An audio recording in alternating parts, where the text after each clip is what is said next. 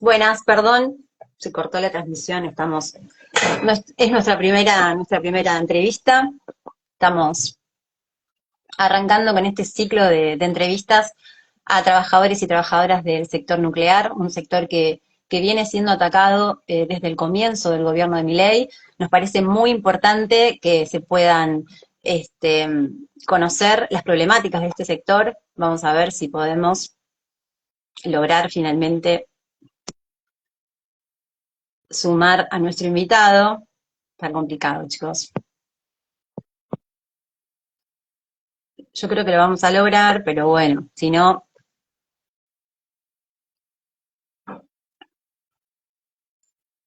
um,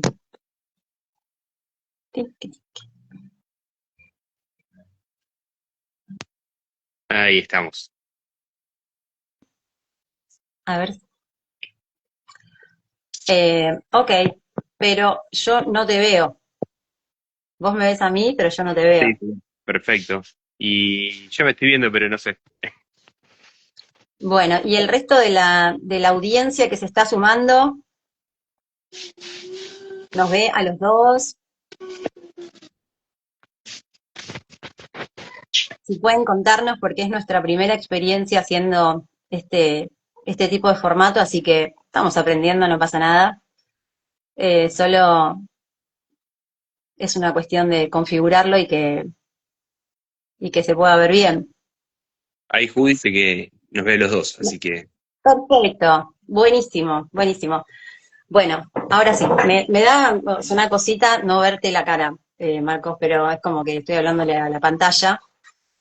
Pero bueno, nada, bueno, en principio saludar a todos los que se están sumando, como les decía recién, es nuestra primera experiencia en este formato, pero nos parecía muy importante, más allá de desde dónde lo hagamos, lograr hacer masiva la difusión de la situación del sector nuclear, que como les decía antes, viene siendo atacada desde el comienzo del gobierno de Milei de manera sistemática.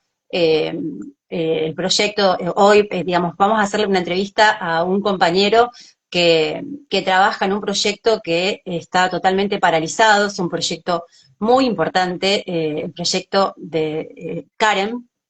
Ahora vamos justamente a entrevistarlo para que él pueda contar de primera mano eh, no solamente de qué se trata, sino también, digamos, cuál es la situación que atraviesa su sector. Eh, bueno, en principio me parece que es muy importante que lo presente eh, eh, a, al compañero. Bueno, él es Marcos Carrizo, él es ingeniero mecánico, es doctor en ingeniería, su especialidad es en ensayos estructurales y trabaja, como les decía, en el proyecto Karen. Así que, bueno, tu currículum es enorme, digamos, estaría muchísimo tiempo contando todo lo que, tu formación, digamos, a todo lo que te has dedicado a estudiar, a formarte como profesional. Eh, pero bueno, nada, en principio darte la bienvenida, agradecerte por sumarte a este ciclo de entrevistas que va a ser, es la primera, así que bueno, serías como el conejito de Indias, digamos, sobre todo para mí, que no soy periodista, básicamente, entonces es un desafío también hacer esto. Eh, pero bueno, también contarles a los que se están sumando que yo soy trabajadora del sector nuclear también, este, además del Karen, que hoy Marcos va a contarnos cuál es la situación, contarles también que, bueno, el sector en donde yo estoy, que es la Comisión Nacional de Energía Atómica, también viene sufriendo un deterioro salarial enorme asociado a el éxodo de muchísimos trabajadores durante estos últimos años, eh, perdiendo un valor intelectual enorme, considerando que la formación de trabajadoras y trabajadores de este sector implican años y años, o sea, y que incluso es complejo pensar, incluso a veces es casi imposible pensar en que esos compañeros, perdón, esos compañeros y compañeras que se forman, digamos, en estas cosas pueden pasar en el natural, que pasen, disculpen, eh, como les decía, estos compañeros y compañeras que se formaron durante tantos años, incluso a veces se hace imposible eh, pensar en lograr eh, conformar profesionales con esas características, ¿no? Por eso mismo es muy preocupante y acuciante pensar en la pelea por totalmente en contra, ¿no? De la privatización, en este caso de un tema que no mencioné, que es la privatización de las centrales nucleares, que fue hace muy poquito el gobierno sacó un decreto para privatizar las centrales nucleares, y por otro lado, la pérdida de la soberanía y de estos profesionales y profesionales que se van del sector. Así que bueno, en principio, bueno, esta introducción medio desordenada, pero ténganme paciencia, estoy un poco nerviosa. Bueno, eso, darte la bienvenida, agradecerte por sumarte a estas entrevistas, y lo que a mí me gustaría que nos cuentes, como, digamos, explicado para todo el mundo, ¿no es cierto? Que es algo que siempre nos recriminan un poco a los trabajadores del sector nuclear, que es que cuesta un poco entender qué es lo que hacemos. Entonces, en principio, bueno, contar qué es el CAREM y por qué es tan importante defenderlo. Bueno, antes que nada, buenas tardes a vos, Jime, buenas tardes a la audiencia que están escuchando esta entrevista. Muy contento de estar acá, muy agradecido. Me parece que es una excelente iniciativa. Quería agradecer a los compañeros de La Marrón y a todos los compañeros de la Comisión de Energía Atómica por justamente difundir nuestro trabajo, que por ahí parece un poco invisibilizado, así que me parece que está bueno que lo pongamos a debatir en el conjunto de la sociedad. Así que, en primer lugar, agradecido por eso. Y yendo a tu primera consulta, eh, la central argentina de reactores de elementos modulares, que por sus siglas se llama CAREM, es la primera central de potencia diseñada y construida en Argentina, por argentinos, ¿no? Esto es un poco la primera idea y quizás ahí está como la gran importancia o relevancia que tiene esto. Ustedes saben que Argentina es un país que pudo desarrollar avances científicos y tecnológicos muy importantes respecto de lo que es la actividad nuclear. Empezamos con un primer reactor de investigación allá por el año 1958, que es el RA1, que está justamente donde trabajan ustedes, en el Centro Atómico Constituyente, y se hizo en base a un plano de un reactor norteamericano, ¿no? Que era el de Enrico Fermi, y desde ese año, desde el 58 hasta acá, venimos desarrollando sistemáticamente lo que es la investigación, el desarrollo científico, tecnológico, justamente para hacer un uso pacífico de lo que es la energía nuclear. Ahora bien, hay distintos tipos de reactores. Argentina ha logrado desarrollar y vender, comercializar incluso reactores, y eso la pone, diríamos, en un lugar que es muy relevante en el mercado mundial, diríamos, en la economía mundial, porque es casi una peculiaridad, ¿no? Que un país semicolonial, que podríamos decir que tiene muchos vestigios de atraso en muchísimos campos tecnológicos, sin embargo se las ingenió de alguna manera para poder dominar una energía y una tecnología que podríamos llamar sensible, ¿no? Que es la nuclear. En ese sentido, eh, como decía recién, hay dos variantes importantes de reactores. Uno son los reactores por ahí de investigación o de producción de radioisótopos, como puede ser, por ejemplo, el RA1, que es más bien de investigación, o el RA6, que es de investigación, y otro de producción de radioisótopos, como el RA3, que tiene una importancia muy, muy fuerte, porque ustedes imagínense que gran parte de lo que es la medicina nuclear en el país y en el mundo depende justamente de los insumos de estos reactores de producción de radioisótopos. Y por otra parte, hay otro tipo de reactores, que son en general más grandes, de mayor potencia, que son los reactores que están destinados a producir electricidad, energía eléctrica, ¿no? Algo tan vital y tan esencial, nosotros estamos como acostumbrados, ¿no? Nos levantamos cada día, apretamos la perilla de la luz, en la tecla, se enciende todo, pero atrás de eso hay eh, una cantidad enorme de trabajadores, de ciencia, de tecnología aplicada para que eso pueda suceder, ¿no? Y la generación es muy diversa, justamente de distintas fuentes de energía eléctrica, y una de esas fuentes es justamente la nuclear. Argentina, dentro de su matriz energética, tiene tres centrales de potencia que son Atucha 1, Atucha 2 y Embalse, ¿no? Representan aproximadamente el 8% de lo que es la producción de energía eléctrica del país. Parece una cifra pequeña, 7-8%, pero en realidad es una cifra muy importante porque no es cualquier tipo de energía, sino que es una energía que se considera que es de base, que es limpia, que no tiene emisiones de dióxido de carbono, que es estable, o sea que no depende, por ejemplo, de las condiciones climáticas, y así tiene otras características, ¿no? Pero lo fundamental, lo principal, es que Argentina pudo justamente operar este tipo de centrales, que no es menor, o sea, tiene la capacidad, tiene profesionales, ingenieros, físicos, técnicos, administrativos, etcétera, etcétera, que hacen que eso pueda operar. ¿Bien? Y eso es un dato nada menor, ¿no? No todo el mundo, o no cualquier país en el mundo está en condiciones de operar centrales nucleares, ¿no? Esta como una primera cuestión. Como segunda cuestión, es decir, bueno, logramos operar centrales nucleares, sin embargo, las centrales que tenemos, tanto Atucha 1 como Atucha 2, son centrales que han sido compradas a Alemania y la central de embalse ha sido comprado a Canadá. Entonces tenemos diseños que no son desarrollados por argentinos, a ver, no fueron hechos por argentinos, sino que fueron comprados en un modelo de transferencia tecnológica, que abre también otra discusión y que me parece una discusión muy interesante y muy válida. Pero ahí es donde entra la importancia del Karen, ¿no?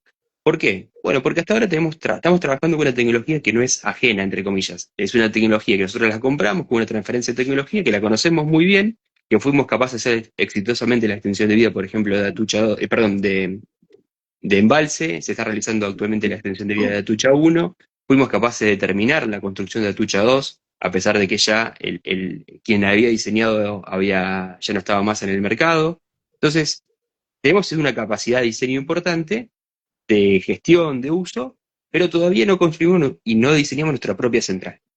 Entonces, lo principal acá es decir, el CAREN es la Central Argentina de Reactores de Elementos Modulares, es una central diseñada 100% por argentinos. Y ahí radica su principal valor. ¿Y por qué es el valor, digamos? Y ustedes imagínense, vuelvo otra vez a esta cuestión, ¿no? Un país periférico, chiquitito, perdido en el hemisferio sur, con relaciones cada vez más carnales con los Estados Unidos, más dependiente, más sometido, tiene la potencialidad de formar gente, ¿no? Y físicos, ingenieros, técnicos, capaces de diseñar sus propias centrales. Y la verdad que eso es algo que le jode muchísimo al imperialismo, por así decirlo, ¿no? Le jode mucho que eso suceda. Entonces, a veces se intenta discutir, a mi forma de ver, de una forma equivocada. Por ejemplo, el Karen, ¿se podía vender? ¿Se puede vender? ¿El Karen es un buen negocio? ¿El Karen, cuánto le falta para terminar y cuánto hay que invertir? Bueno, son todas preguntas válidas, yo no digo que no sean preguntas válidas, pero sí me parece que lo central es esto, es una decisión política, es la decisión política de decir nosotros como país queremos no solamente poder diseñar y operar reactores de investigación o de producción de radioisótopos, sino que también queremos poder diseñar y construir nuestras propias centrales nucleares de potencia. De potencia. Escúchame, pero, o sea, en relación a esto, porque quizás nosotros dos más o menos sabemos cuál es la situación, ¿no? O sea, vos ahora hiciste un marco, digamos, nos contaste qué sería, por qué sería muy importante defenderlo, ¿no? Que sería, o sea, en cuestiones de que sería la primer central nuclear de potencia. Bueno, pero, o sea, ¿cuál es la situación hoy? O sea, porque no sé si los que están conectados conocen cuál es la situación del CAREM hoy.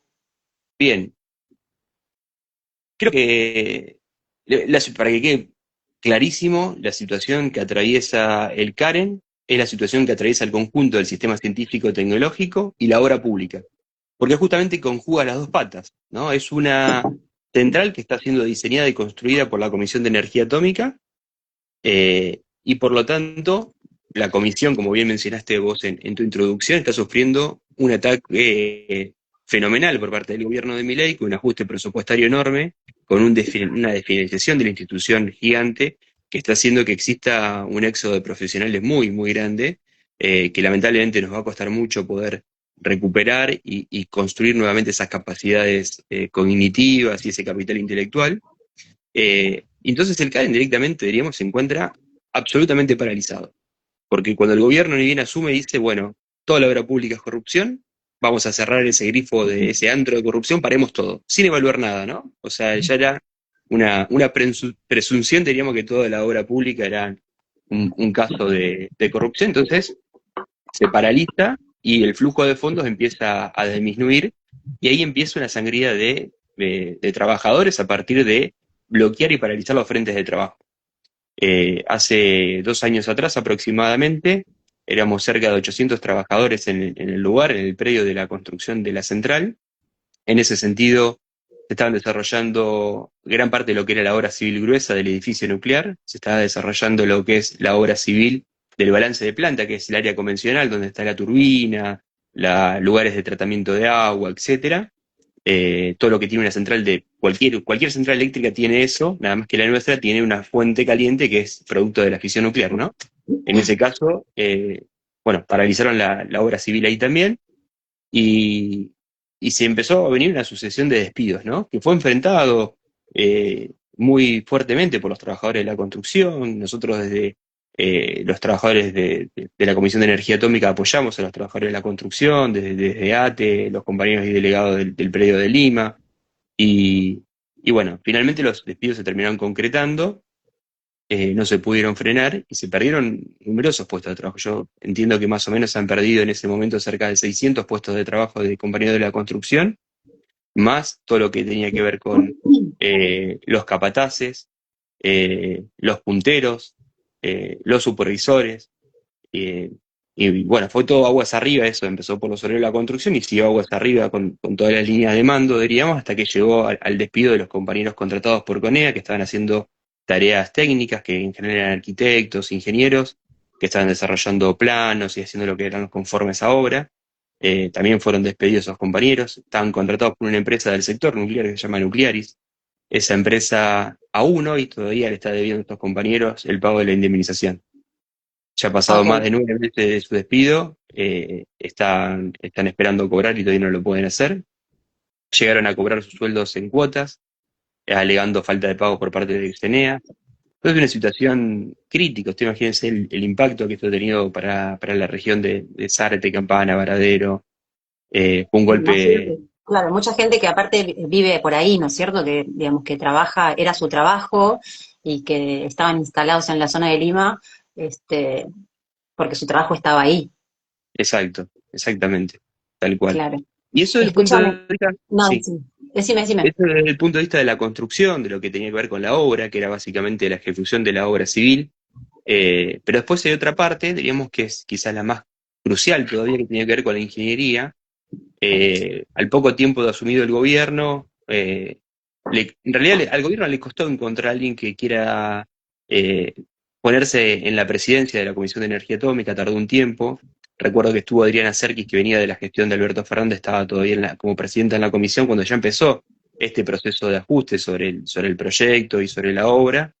Eh, pero bueno, finalmente Guido Lavalle, que es el actual presidente de la Comisión de Energía Atómica, toma la rienda de la institución, y a partir de ahí me parece que el Karen ya tuvo como su certificado de función abiertamente, porque, bueno, primero todo lo que dice es, en una reunión que creo que fue 22 de diciembre, algo por el estilo, plantea las líneas estratégicas de la Comisión de Energía Atómica. En esas líneas estratégicas no menciona al Karen, no lo Claro. pone como uno de esos proyectos emblema de la institución, con lo cual ya sabíamos que era básicamente eh, la paralización por lo menos de la obra, ¿no? Pero creo que todavía fue más a fondo cuando en otras entrevistas, inclusive públicas, muchas de ellas, menciona que el CARE no era un reactor que era vendible, que no era comercial, y eso también quiero señalarlo, porque si no está la cuestión de que si algo no es comercial, no sirve el país, ¿no? O sea, si algo no te puede dejar un flujo de fondos positivo, no sirve para el país ni para los argentinos. Y en realidad no todo tiene que ser mercantilizable. Pero bueno, la visión que tiene justamente esta presidencia, tanto de CENEA como del país, es justamente eso. Todo tiene que ser una unidad de negocio, todo tiene que ser rentable, todo tiene que dar utilidades. Y eso es un punto a discutir. A Exacto. partir, No, decime. a partir de esto es que Guido Lavalle llama a armar una comisión de evaluación crítica de lo que es el, el Karen, una revisión crítica de ingeniería, y esa revisión crítica está encargada una serie de especialistas que se encargaron en los días previos a poder trabajar sobre este tema, a recorrer los medios del país diciendo bueno, que el Karen no servía. Entonces, es como que ya tuvo de antemano los mismos evaluadores antes de poder juntarse con los trabajadores que venían desarrollando la ingeniería del reactor, ya estaban diciendo que no iba a funcionar, ¿no? Que no servía. Yo creo que hay problemas de ingeniería, o sea, digamos, la ingeniería misma lo que busca es resolver problemas. Entonces, lo más natural es que cuando uno está desarrollando algo se encuentre con distintos obstáculos técnicos. El punto es si quiere superarlos o a partir de lo mismo quiere decir no te pongo un peso más acá y vengo a cerrar todo. Y eso fue Claro. efectivamente lo que pasó. No solamente se paralizó lo que fue la construcción de la central, sino que también se terminó paralizando la ingeniería diciéndole, bueno, la ingeniería no sirve. Entonces imagínense que para los laburantes de ese sector, es decir, lo que vos hiciste es una cagada, y bueno, no es lo más agradable, le podría hecho, se pueden hacer las cosas mejor, pero para eso te iba a pagar más, pero acá fue el contrario. Te congelamos el salario, te vamos a dar paritarias por debajo de lo que es la inflación, y además vamos a paralizar todas las compras. Porque, digamos, ustedes saben que la central no solamente es una obra de hormigón, sino que tiene que ver con, hay recipientes de presión, hay recipientes sin presión, hay cañerías, hay instrumentación y control, hay una serie de cosas. Y eso estaba en un proceso de adquisición de equipos, y esos equipos se dejaron de pagar a los proveedores, diríamos, para que los fabriquen, entonces quedaron fabricados por la mitad, algunos de ellos CNEA se los trajo, otros quedaron directamente en lo del proveedor, y esa es la situación, digamos, de paralización, no solamente de lo que es la obra, sino también de lo que es el proyecto en sí. Perfecto, escucha, porque, o sea, yo en un momento vos mencionaste al FMI, eh, también un poco para contarle a todos los que están ahora conectados, este proyecto se activó, se desactivó, se activó, se desactivó en los diferentes gobiernos, entiendo. En el gobierno de Macri se desactivó, en el gobierno de Alberto Fernández se volvió a activar y ahora con el gobierno de Milei se desactiva de una manera bastante abrupta y concreta, ¿no? Con esta campaña que vos mencionabas por parte del presidente de la Comisión Nacional de Energía Atómica. Eh, yo quería preguntarte, porque en un momento vos lo mencionaste, pero me parece que está bueno para profundizar, ¿qué relación tiene esto con el FMI, con Estados Unidos? Bien, uno no puede asegurar la ciencia cierta o 100%, ¿no? No tiene todos los elementos para poder hacer una aseveración de 100%, pero sí hay elementos a tomar. El Karen no es cualquier central de potencia. El Karen es un tipo particular de central de potencia que se llama SMR, Small Modular Reactor. Eso quiere decir que son pequeños reactores modulares que básicamente lo que uno podría hacer es producirlo en masa, ¿sí? Y después seguir escalando. O sea, dice, bueno, hoy produzco un reactor chiquitito, mañana otro, pasado otro, y eso lo que termina haciendo, según algunos analistas económicos, es que baja costo, ¿no? Porque son construcciones más pequeñas, entonces la inversión es más pequeña, uno invierte menos plata, construye una central chiquitita, la pone a producir, con lo que empieza a recuperar de la venta de energía, construye otro reactor, lo vuelve a colocar y así sucesivamente va escalando la producción. Y además, justamente como es una producción en serie, puede disminuir bastante significativamente los costos de producción. Eso es digamos, para entender las siglas de SMR, ¿no? ¿Qué Sí. significa?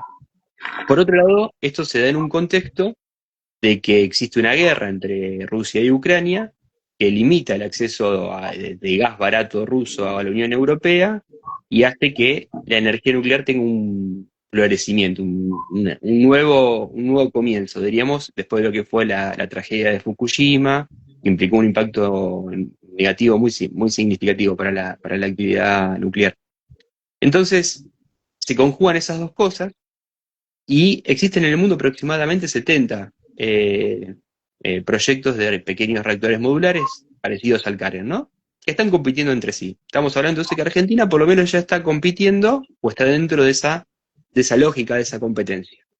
Y dentro de esos 70 proyectos aproximadamente que hay, se ubica entre los primeros 5, ¿no? Y eso también es un hecho muy significativo. Un país, como decíamos, semicolonial, periférico, entre comillas, atrasado, tiene un reactor SMR muy codiciado por el mundo que está compitiendo con otros 5 modelos que están ahí digamos, en la primera línea de largada, ¿no? De una tecnología que es relativamente nueva, que es casi de punta, ¿no? O de punta, mejor dicho. Entonces, me parece que parte de las presiones pueden venir ahí. Recordemos nosotros que Argentina, cuando empieza a comercializar los reactores de producción de radioisótopos, como puede ser, por ejemplo, el Opal a Australia, o en su momento inclusive a Argelia o a Perú, fueron numerosas las presiones por parte del imperialismo norteamericano en particular de ese tipo de ventas. Por varios motivos. En primer lugar, porque Argentina le podía vender tecnología a países que Estados Unidos no le quería vender, ¿no? Por ejemplo, ¿a Estados Unidos le interesa que Argelia pueda tener un reactor de investigación o un reactor de producción de radioisótopos? ¿A la Unión Europea le interesa que Perú tenga conocimiento y forme ingenieros nucleares? ¿Entiende? Entonces, ahí hay una primera cuestión.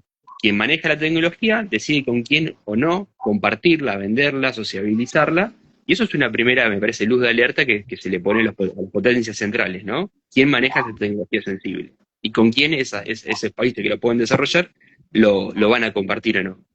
Por otra parte, también sucede que después uno se puede volver un competidor, como fue el caso del Opal en Australia. Argentina no solamente va a vender no solamente, perdón, va a compartir su conocimiento nuclear con Argelia, con Perú, sino que además va a comercializarlo y va a competir con grandes empresas constructoras de reactores, que no son tantas en el mundo, y empieza a competir de igual a igual, y encima le gana la licitación y se termina quedando se entiende, con un nicho de mercado. Entonces me parece que hay como distintos planos donde ir poniendo las cosas, ¿no? Primero todo, poder manejar la tecnología, ya eso jode. Segundo plano, ¿con quién la compartís? ¿Con quién la sociabilizás? Como país, ¿qué vínculos regionales podés generar a partir de esto? Tercer plano, te volvés un competidor, empezás a comerle mercado y a cagarle, entre comillas, una fuente de lucro capitalista a ellos, ¿no? Entonces, esto configurando qué puede estar pasando con el Karen. Todas estas cosas son variables que pueden estar en juego.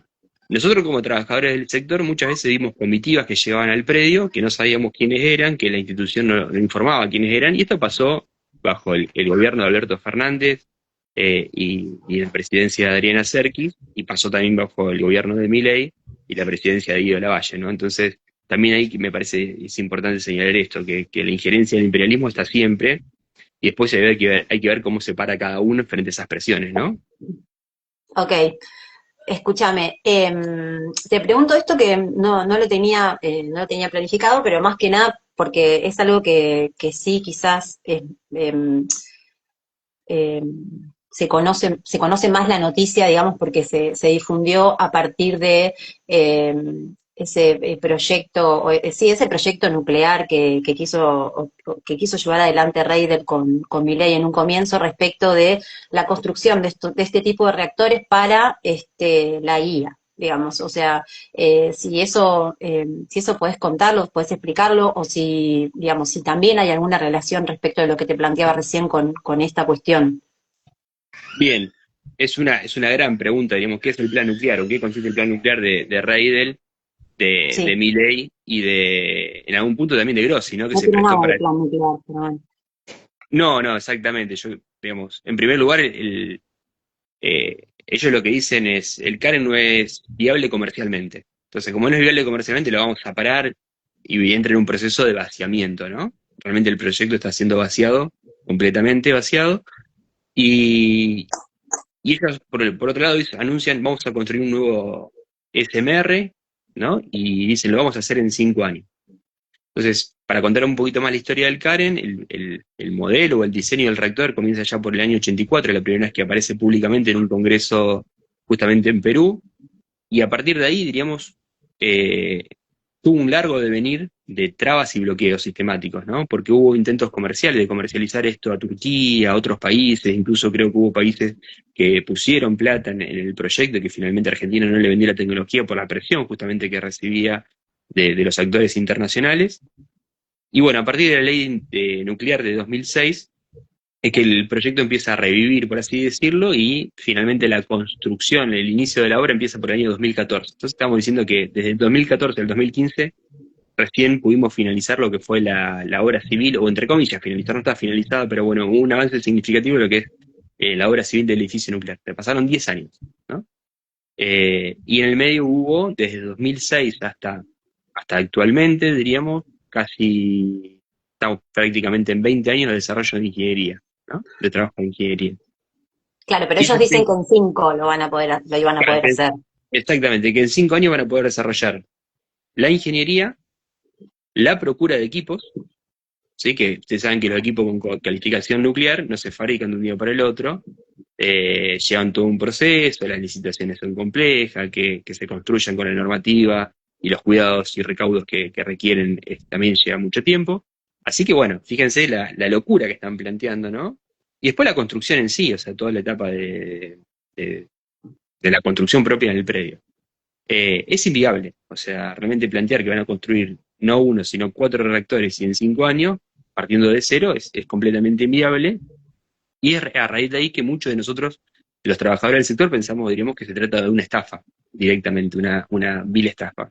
El reactor, el ACR300, es un reactor que fue diseñado por compañeros de estudios justamente de Reidel, cuando él estudió su doctorado en física nuclear allá en Balseiro, y básicamente es una tesis de grado, ¿no? Es una tesis, o bueno, una tesis de posgrado, es una tesis, o sea, es como yo pienso que hay que hacer un reactor. Bueno, fantástico, es una idea, no está mal. Esa idea fue transmitida a INVAP. INVAP dice, bueno, voy y me presento en Estados Unidos, genero una patente. Ustedes saben que generar una patente no es algo tan complejo. Uno puede patentar, qué sé yo, el color de una mesa, puede patentar el nombre de una marca, o sea, patentarse no digo que sea trivial, pero se puede. Hay cosas que son, digamos, son relativamente. Es mucho más fácil patentar que hacer funcionar algo, por así decirlo. Eh, entonces patentan esto en Estados Unidos y luego INVAP cede la patente de la CR300 a una empresa que no casualmente está instalada en Delaware, que es un paraíso fiscal, que es una empresa que se fundó hace muy poco tiempo, que eso también es un dato llamativo, no es una empresa nuclear con una trayectoria comprobada, sino que es una empresa casi que fue exprofesa armada justamente para esta unidad de negocio, donde INVAP cede la patente de la CR300 a cambio de el 40% del paquete accionario de Meitner, ¿no? Que es Claro. esta empresa que le decía. Y a partir de ahí, Meitner empieza bueno, a contratar a personal para desarrollar la ingeniería de este reactor. Desde el anuncio del plan nuclear a la actualidad ya pasaron casi un año y la verdad que los avances que se conocen son muy poquitos. En el sector nuclear sabemos que hay muchos, no sé si muchos, algunos profesionales están siendo contratados por Meitner para desarrollar justamente el ACR300, inclusive muchos colegas de la CENEA, de NASA, de, inclusive dentro del propio proyecto Karen ha ido a trabajar a Meitner muchas personas que habían estado trabajando en la ingeniería de nuestro reactor. Y, y honestamente, diríamos, uno lo que observa ahí es, primero de todo, diríamos, cómo se le roba al Estado, abiertamente, ¿no? Porque ustedes saben que INVAP es una empresa, eh, sociedad del Estado de Río Negro, bueno, CONEA obviamente es una institución pública, y la gente que se formó tanto en INVAP como se forma en la Comisión de Energía Atómica, es básicamente gente que está siendo formada por el Estado argentino, es el Estado nacional, provincial, que ha pasado por la mayoría, ha pasado por las universidades públicas, con lo cual todo el aporte social que hace la comunidad, diríamos, termina siendo apropiada por una empresa privada con asiento en Delaware. Y por otro lado, empezás a dudar, diríamos. El Karen se frena, lo cierran, dicen que la ingeniería no sirve para nada, pero por otro lado, están contratando a los ingenieros que estaban haciendo la ingeniería del Karen para llevarlo a hacer Claro, su sí. propio reactor. El ACR. Empieza a ser, digamos, como sospechoso también.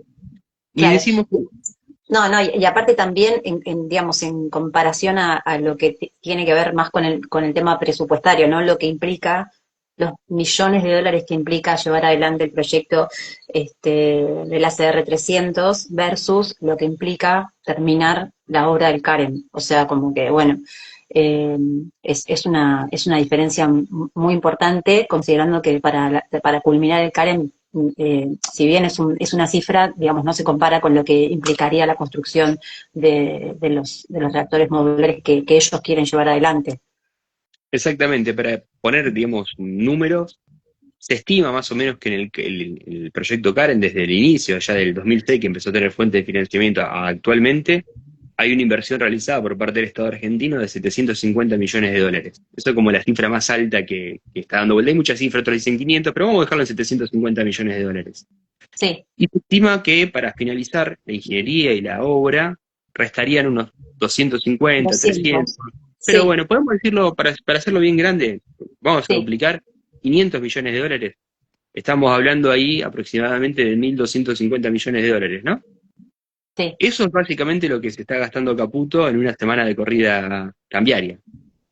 Entonces, digo, para que la gente también tome dimensión, ¿no? 20 años de un proyecto estratégico para el país es lo que este gobierno se liquida en intentar frenar una corrida cambiaria en una semana. Entonces, nosotros estamos sacrificando el esfuerzo de nuestro pueblo de 20 años en una corrida cambiaria y no estamos poniendo los recursos acá. O sea, plata hay, eso también queremos marcarlo, plata hay. El problema es, digamos, el sujeto social que dirige el país hoy en día y a dónde destina esa plata, ¿no? La destina a rescatar su grupo de inversores amigos alimentando la bicicleta financiera y no ponerlo en una inversión productiva, no en mejorar los salarios de los profesionales de la actividad nuclear, de la construcción, etcétera. Y bueno, nosotros pagamos los platos rotos de la fiesta de ellas, ¿no? Eh, Exacto. Y o sea, en función a esto, ¿no? De que vos nombrás como eh, muchos sectores que intervienen en la construcción del CAREM y que incluso, espera porque tengo miedo que se me vaya el celular de nuevo, hay que hacer acá, uno de los que está conectado dice, hay que hacer un streaming como el del CONICET, pero para el CAREM. Bueno, un poco la idea de estas entrevistas, obviamente que no tenemos esa tecnología por ahora para poder hacer algo más sofisticado, pero tiene que ver con esto, ¿no? Con lo que se despertó a través del ataque a la ciencia y cómo respondió el CONICET con este streaming espectacular que conmovió a cientos de miles de personas a estar conectadas miles de horas contra la lógica de este gobierno que todo el tiempo decía los ñoquis, los ñoquis, los ñoquis. Bueno, me parece que eso fue una muy buena estrategia por parte de los compañeros y las compañeras del CONICET, que, bueno, súper atacados también. Así que parte de las entrevistas, para los que se conectaron quizás más tarde, contarles que estamos arrancando un ciclo de entrevistas a trabajadores y trabajadoras del sector nuclear, considerando que venimos sufriendo un ataque enorme por parte de este gobierno y que es un sector que quizás no se conoce mucho no se conoce hasta el final qué es lo que hace o a qué se dedica, pero sobre todas las cosas la importancia de lo que significa la pérdida y el conocimiento de todos estos trabajadores y trabajadoras que o dejan su lugar de trabajo porque no pueden seguir sosteniendo salarios de pobreza o por proyectos que se cierran, proyectos muy importantes de años y años de desarrollo, de investigación. Así que por eso nos estamos jugando a hacer este ciclo de entrevistas a trabajadores de CONEA que están en el proyecto del CAREM. La próxima semana vamos a entrevistar a un trabajador de Nucleoeléctrica que hace muy pocos días se salió el decreto finalmente para la privatización de este sector, y me parece que también es algo fundamental para que se difunda, con trabajadores de diferentes sectores de la CONEA, del CAREN, de todos lados, para que puedan contar cuál es la situación y la importancia de dar la pelea, de dar la lucha, de resistir contra este gobierno, porque no tenemos que permitir perder todo este conocimiento, ¿no? Y todo lo que desarrollamos durante tantos años. Pero bueno, volviendo un poco, que ahí justo vos me estabas comentando esto de los trabajadores de diferentes sectores, ¿no? Entonces, y como que no puedo no decirlo, pero me parece muy importante, cómo constantemente, sobre todo por parte de los sindicatos, ¿no? Que hay muchos sindicatos. Nosotros en CONEA tenemos 4, ustedes también allá en Lima tienen un montón, pero digo, eh, ¿cómo pensás vos, cómo pensás vos, o qué opinás respecto de estas luchas, ¿no? De si es importante que esta lucha se mancomune en una, en el caso de los trabajadores del CAREM, en el caso de los trabajadores de Nucleoeléctrica que están peleando contra la privatización, los trabajadores de los centros atómicos de Seiza, de Bariloche, de constituyentes que están peleando por un deterioro del salario enorme. Entonces, ¿cómo pensás vos que esa lucha, o sea, cómo tendría que ser, ¿no? Porque como que últimamente lo que sucede es que la individualización que obviamente instala este gobierno eh, hace que las peleas se den por separado, ¿no? Entonces, bueno, nada, quería saber qué opinás vos al respecto. Sí, en No primer sé si se lugar, entendió, pero sí, creo que sí. En primer ok, lugar, creo que hay que reconocernos como trabajadores. Muchas veces, totalmente. en el sector científico en particular, me costó debates profundos e interesantes de que investigar es trabajar. O sea, hay una idea a veces como que uno tiene que hacer las cosas por vocación, por Por amor. devolver al país, por amor. Y la verdad que, bueno, viste, como, sí, está todo bien con el amor a la ciencia, pero bueno, tengo que ir a pagar la luz, tengo que ir a la verdulería, a la carnicería, tengo que comprarme ropa, o sea, entonces, uno entiende que hay una vocación, sin ninguna duda, yo creo que muchos de los que estamos trabajando en el sector público, en la parte de investigación, desarrollo tecnológico, etcétera, tenemos una profunda vocación eh, al país, ¿no? No hay duda de eso. Pero tampoco podemos ser como los hijos de la pavota, por así decirlo, ¿no? De pagar siempre nosotros con nuestro cuerpo, porque finalmente esto repercute en nuestra salud física, en nuestra salud emocional, en nuestra salud psíquica. Es muy difícil realmente llegar a fin de mes, haber tarjeteado y ya tener que volver a tarjetear y decir, ¿cómo hago para pagar el mes que viene? Y tener que mirar a tu hijo o a tu compañera y decirle, no sé qué hacemos, diríamos. A nosotros eso es algo que nos pasa habitualmente. Yo quiero comentarlo en mi sector, por ejemplo, cobramos y a los 3 días los compañeros estaban sin plata, todos. Pero no es que yo porque la despilfarro o el otro porque se la gasta en esto, no, no. Lo empezamos a mirar, no hay más plata. Y empezamos, che, me prestaba, el sindicato no me puede dar una ayuda social. Entonces, son todos paliativos que obviamente porque recurrimos a esto frente a la desesperación. Pero es una situación que no se aguanta más. Eso es lo que yo considero. Entonces, ya no hay más tiempo para decir, no, yo me dedico a la ciencia y es un hecho objetivo, puro, que no está cargado de subjetividades y que no estamos atravesados por las condiciones materiales.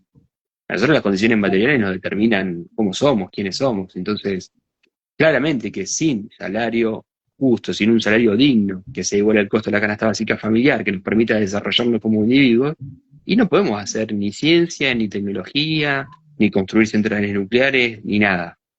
Ese tema me parece que es central. Que nosotros como digamos, nos reconozcamos a sí mismos como trabajadores.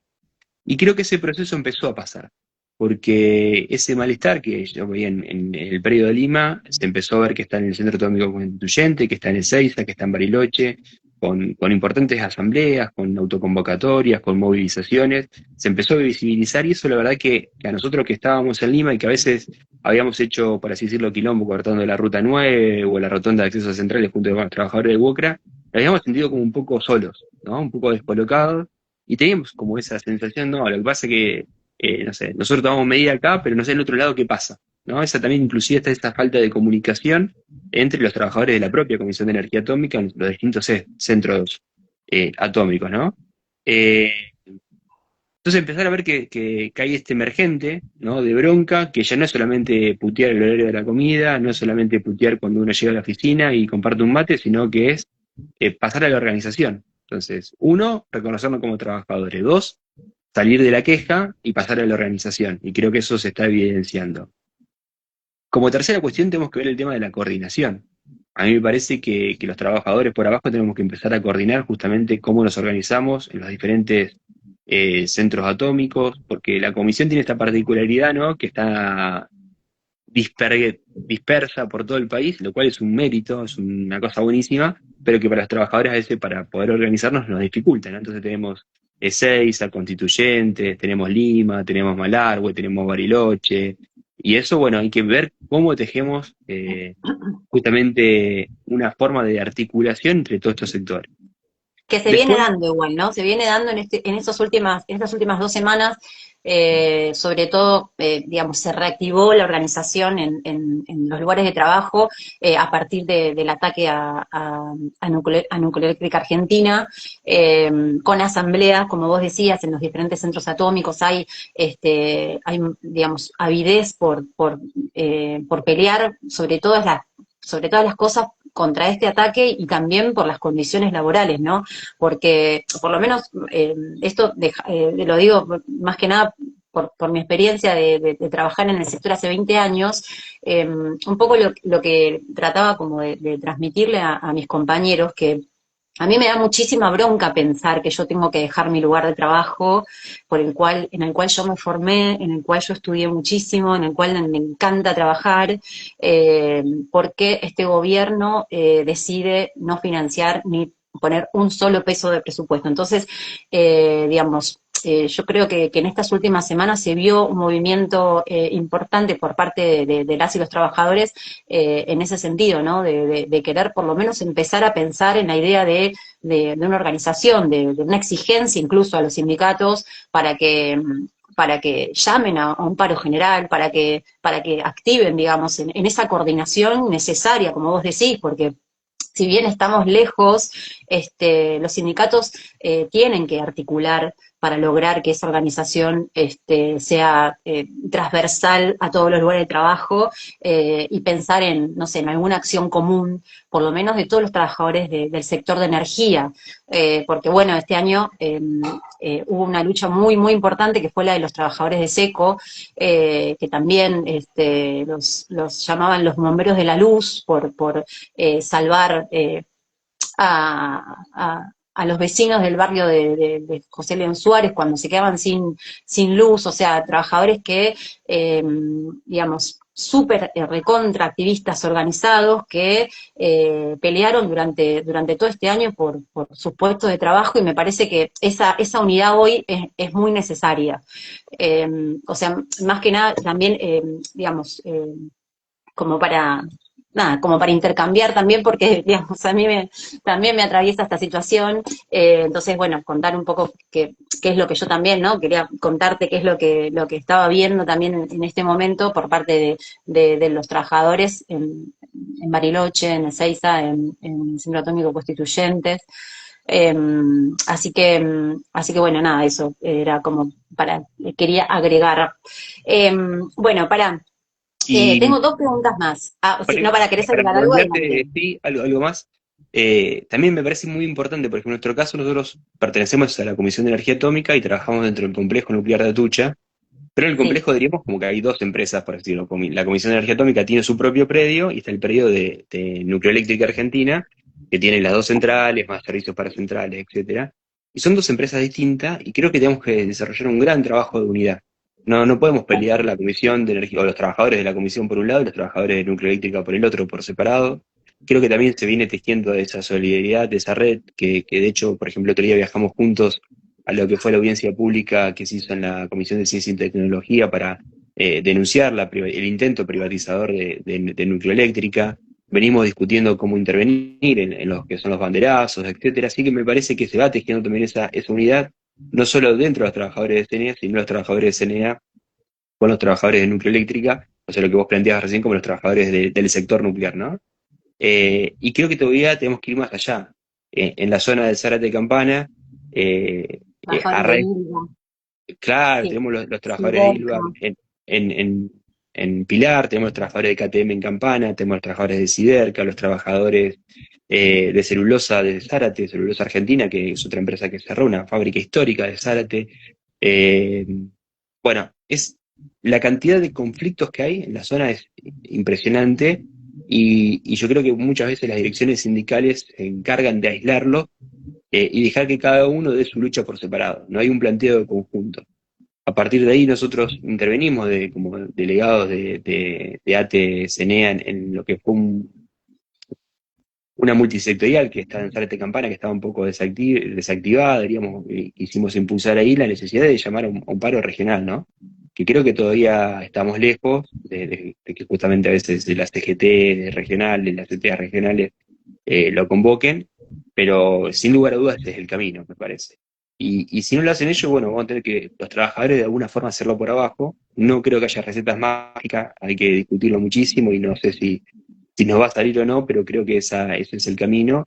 Y la perspectiva, diríamos que tiene que haber una serie de paros nacionales en el marco de un plan de lucha hasta llegar a una huelga general, que es una huelga de carácter político, porque este gobierno viene por todo, como lo dice acá Daniel en uno de los comentarios que nos deja. No hay Karen, no hay soberanía energética, pero no hay soberanía de ningún tipo, diríamos. Ya directamente hemos entregado, en el último pacto que hace Caputo ahora con Besen, se ha entregado ya, digamos, que ellos controlen el tipo de cambio. O sea, Estados Unidos hoy maneja el tipo de cambio de la Argentina. Es un despropósito completo. Este gobierno, diríamos, es Sí, enemigo y Cristalina absoluto. Georgieva, diciendo a viva voz que si no quieren un descalabro económico, tienen que votar al gobierno de Milei. O sea, más injerencia que eso no, o sea, no se consigue, digamos. No se consigue. Así que creo que el Bueno, camino es, decime. ¿no? No, el camino, digo, la huelga general para terminar con este gobierno cipayo, ajustador, protofascista, digamos, todas las características y condimento que tiene, y que haya una alternativa al laburante. Creo que eso es lo fundamental, tiene que haber una alternativa al laburante. Acá Daniel pone, después de Menem, nadie revirtió el desmembramiento. Lo vamos a lograr los trabajadores. Bueno, Tal cual. real. Bueno, tenía dos preguntas, pero recién ya creo que me respondiste la última, pero te hago esta en el marco de toda esta pelea, ¿no? En defensa del sector de ciencia y tecnología y frente a un escenario electoral que se aproxima ahora el 26 de octubre, yo quería preguntarte, o sea, ¿cuál considerás vos que es una alternativa, la alternativa que hay que apoyar para fortalecer la lucha de los trabajadores? Sí, yo creo que no hay dudas que hay que votar al frente de izquierda. Primero de todo digo, no hay que votar a Milei. O sea, yo creo que cualquier persona que se reivindique trabajadora, que entienda a qué clase pertenece, que entienda todo lo que está en juego, lo que siente en su bolsillo, lo que siente, bueno, obviamente que a todo el mundo le digo, no votes a Milei, ¿no? Votar a Milei es votar por tu verdugo, así que esa es la primera, como la primera conclusión es, votá a quien quieras, ¿no? Pero menos a Milei. Milei no, digamos, porque es como pegarse un tiro, no en la rodilla, es un tiro en la cabeza, digamos, sería una cuestión suicida, ¿no? Votar a Milei. Salvo que seas un inversor, no sé de qué país, que vengas a hacer acá la bicicleta financiera, bueno, después, el común de los mortales, el 99% de la población del país, sería suicida.